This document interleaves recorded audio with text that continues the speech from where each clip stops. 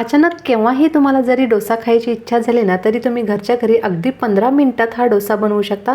यासाठी कोणतीही पूर्वतयारी करावी लागत नाही, जसे की तांदूळ डाळ भिजवणे, बारीक करणे, आंबवणे, हे सर्व काही न करता अगदी काही मिनिटातच तुम्ही हा डोसा बनवू शकता। तर त्यासाठी काय करायचं आहे, सर्वात प्रथम इथे एक बाउल घ्यायचा आहे, त्यामध्ये 1 वाटी पोहे घालायचे आहेत। इथे सर्व प्रमाण आपण एका वाटीनेच घेणार आहोत। आता या पोह्यांमध्ये पाणी घालायचं आहे। पोहे स्वच्छ धुवून घ्यायचे आहेत, त्यातील सर्व पाणी काढायचं आहे। ज्या वाटीने पोहे घेतले होते ना, त्याच वाटीने 1 वाटी बारीक रवा घ्यायचा आहे। आता 1 वाटी ताक घ्यायचं आहे। हे सर्व जिन्नस व्यवस्थित मिक्स करून घ्यायचं आहे। इथे मी बारीक रवा वापरला आहे। बारीक रवा किंवा मोठा रवा, कोणताही रवा तुम्ही ते वापरू शकता। त्याचबरोबर मी इथे 1 वाटी ताक वापरलं आहे ना। जर तुमच्याकडे दही असेल ना, तर दहीमध्ये अर्धी वाटी पाणी घालून ते टोटल 1 वाटी ताक करायचं आहे आणि यामध्ये घालायचं आहे। आता हे सर्व जिन्नस मिक्स करण्यासाठी मी आणखी अर्धा ग्लास यामध्ये पाणी घातलं आहे। सर्व मिक्स केलं आहे आणि झाकून 5 मिनिटांसाठी साईडला ठेवून देऊ। तोपर्यंत आपण याच्यासाठी लागणारी चटणी तयार करू। त्यासाठी इथे मी खोबरं घेतलं आहे, फुटाण्याची डाळ, थोडीशी कोथिंबीर आणि 2 हिरवी मिरची घेतली आहे। हे सर्व मिक्सरच्या भांड्यामध्ये घालायचं आहे। सर्वात प्रथम हे बारीक करून घेऊ। बारीक केल्यानंतर यामध्ये अर्धा चमचा मीठ घालायचं आहे, 1 छोटी वाटी पाणी घालायचं आहे। आपल्याला किती जाडसर किंवा पातळ चटणी हवी असेल ना, त्यानुसार यामध्ये पाणी तुम्ही कमी जास्त करू शकता। आता चटणी तयार झाली आहे, बाउलमध्ये काढून घेऊ आणि चटणीला तडका हा कंपल्सरी दिलाच पाहिजे, त्याशिवाय चटणी चवीला छान लागत नाही। तर तडका देण्यासाठी आपण काय करायचं आहे, इथे तडका पॅनमध्ये 2 चमचे तेल गरम करून घ्यायचं आहे। गरम झालेल्या तेलामध्ये अर्धा चमचा मोहरी आणि जिरे दोन्हीही मी मिक्स करून घेतले आहेत, ते घालायचे आहेत। 7 ते 8 कढीपत्त्याची पाने घालायची आहेत आणि हा तडका चटणीवरती द्यायचा आहे। तर अशा प्रकारे ही मस्त चटणी तयार झाली आहे। चटणी तयार होईपर्यंत ना, जे आपण रवा आणि पोहेचं मिश्रण करून ठेवलं होतं, ते देखील छान ताकामध्ये भिजलं गेलं आहे। रवा आणि पोहे देखील छान फुलले गेले असतील। तर आता चटणी तयार झाली आहे, ते साईडला ठेवू आणि रवा आणि पोहे भिजलेत का ते पाहू। अगदी व्यवस्थित छान असे भिजले गेले आहेत आणि थोडे फुलले देखील आहेत, कारण रवा जो आहे तो ताकामधील पाणी सर्व ओढून घेतो आणि थोडासा फुलतो। तर आता काय करायचं आहे, मिक्सरचं एक भांडं घ्यायचं आहे, त्यामध्ये रव्या पोहेचं थोडं थोडं मिश्रण घालायचं आहे। थोडंसं पाणी घालून हे मिश्रण बारीक करून घ्यायचं आहे। पाणी खूप कमी वापरायचं आहे, पाणी जर जास्त वापरलात ना तर बॅटर खूप पातळ होईल। तर त्यासाठी थोडं थोडं पाणी घालून अशा प्रकारे थोडंसं दाटसर हे बॅटर तयार करून घ्यायचं आहे। कारण पाणी जर कमी घालून आपण बॅटर तयार केलं ना, अगदी व्यवस्थित तयार होतं आणि पाणी जर जास्त झालं ना तर पातळ तयार होतं, मग त्याचे डोसे व्यवस्थित उठत नाहीत। तर त्यासाठी काय करायचं आहे, थोडं थोडं पाणी घालून अशा प्रकारे हे स्मूथ कन्सिस्टन्सीमध्ये बॅटर तयार करून घ्यायचं आहे। आता सर्व मिश्रण हे मिक्सरला मी बारीक करून घेतलं आहे। आता आपण काय करू, एखादा विस्क चमचा किंवा इथे तुम्ही रवी देखील वापरू शकता।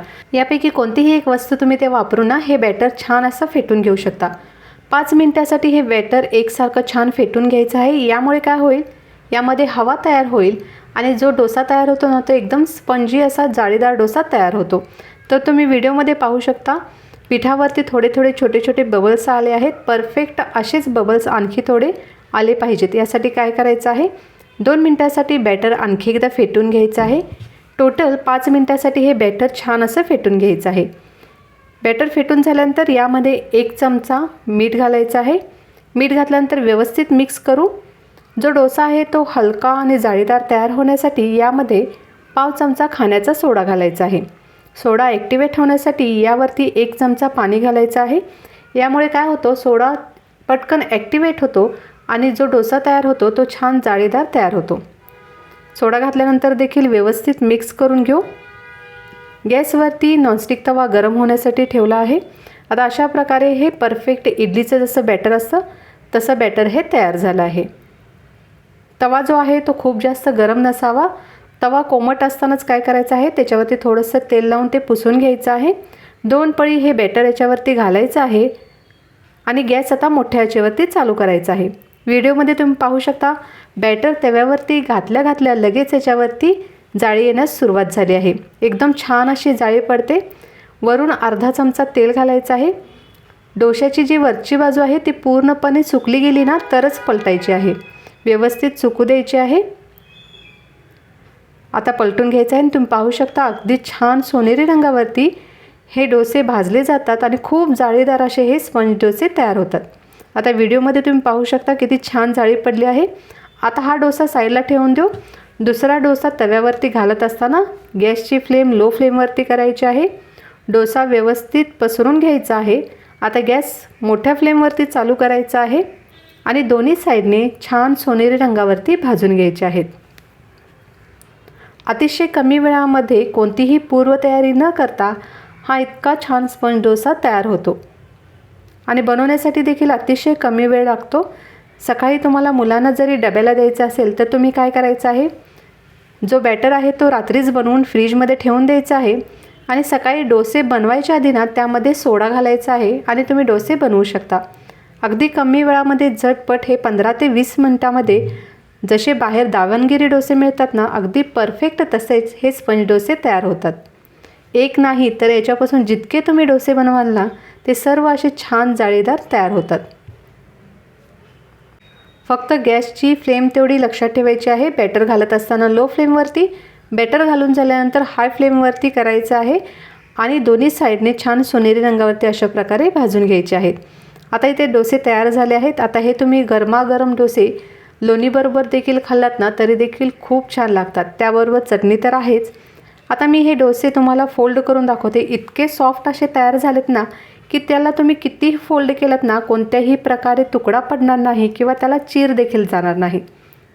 आता मी एक डोसा तुम्हाला काय करते फोल्ड करून दाखवते. जितक्या बाजूने तुम्ही फोल्ड कराल तितक्या बाजूने अगदी व्यवस्थित कसाही फोल्ड केलात ना तरी तो फोल्ड होतो. आता तुम्ही पाहू शकता एकदम छान सॉफ्ट असा हा डोसा तयार झाला आहे. तर तुम्ही देखील नक्की ट्राय करून बघा. चवीला देखील खूपच अप्रतिम होतो आणि सर्वात महत्त्वाचं म्हणजे कोणतीही पूर्वतयारी न करता अचानक जरी पाहुणे घरी आले ना तरी देखील तुम्ही अगदी बिनधास्त बनवू शकता. इतक्या कमी वेळात हा डोसा तयार होतो. रेसिपी आवडली असेल तर व्हिडिओला लाईक करा आणि चॅनलवरती नवीन असाल ना तर चॅनलला जरूर सबस्क्राईब करा आणि रेसिपी कशी वाटली ते कमेंट करून मला नक्कीच सांगा. परत भेटू आपण पुढील रेसिपीसह. तोपर्यंत टेक केअर. Bye bye.